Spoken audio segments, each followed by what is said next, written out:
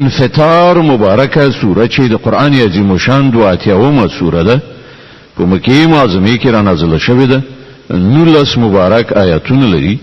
تلاوت او پښتو ترجمه یې له لومړي آیت څخه اوري بسم الله الرحمن الرحیم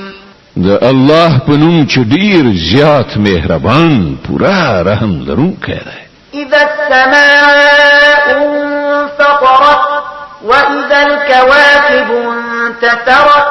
واذا البحار فجرت واذا القبور بعثرت علمت نفس ما قدمت واخرت کله چې اسمان څیری شي او کله چې ستوري خواره وارش او کله چې سمندرونه ګډ شي یو له بل او ټول یو سمندر شي او کله چې قبرونه پرانستل شي په دغه وخت کې به هر څوک پوهیږي چې څه د مخاسته ولي او څه پرې دي يا أيها الإنسان ما غرك بربك الكريم الذي خلقك فسواك فعدلك في أي صورة ما شاء ركبك انسان څه شي ته د خپل د کرم خاوند پروردگار باندې په غولونه کې واچولې هغه چې ته پیدا کړې ستا کړوړې سم کړې دي ته پاندول جوړ کړې او په هر بڼه چې خوښ شوسته د بدن برخه ونه خلولې جوړې کړې كلا بل تكذبون بالدين وإن عليكم لحافظين كراما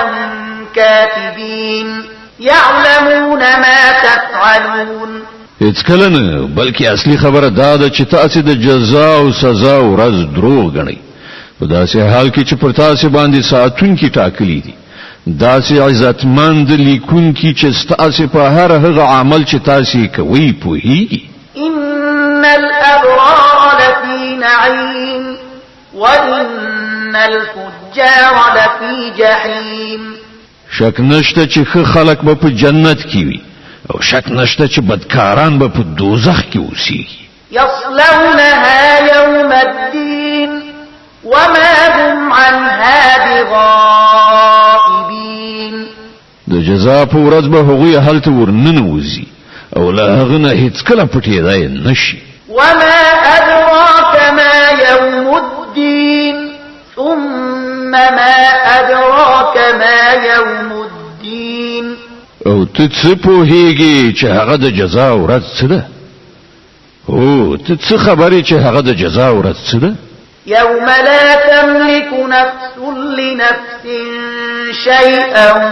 والأمر يومئذ لله